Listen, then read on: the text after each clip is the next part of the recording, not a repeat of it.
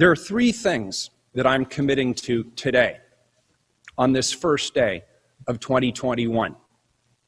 First, I'm calling on our federal, our state, our county, and our local law enforcement partners to convene with me to develop clear plans to address anarchist violence, both here in the city of Portland and throughout the state. This should happen as soon as possible, even as soon as next week. My office will work on the logistics of that convening. Second, I'm also calling on the state legislature to increase penalties for people who repeatedly engage in criminal destruction and vandalism to ensure that they can be held accountable for the cumulative impact of their illegal actions. We need to look at reforms that improve our ability to video record and otherwise gather intelligence on these small groups of organized criminals.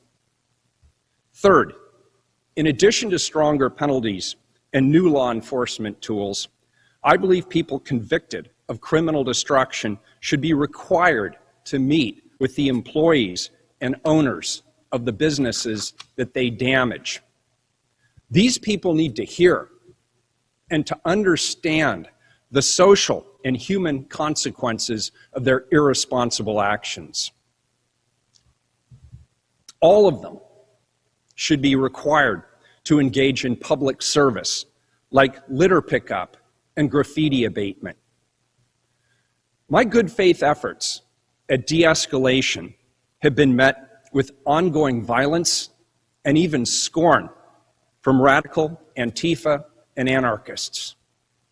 In response, it will be necessary to use additional tools and to push the limits of the tools we already have to bring the criminal destruction and violence to an end. Lawlessness and anarchy come at great expense and with great risk to the future of our community. It's time to push back harder against those who are set on destroying our community and to take more risks in fighting lawlessness.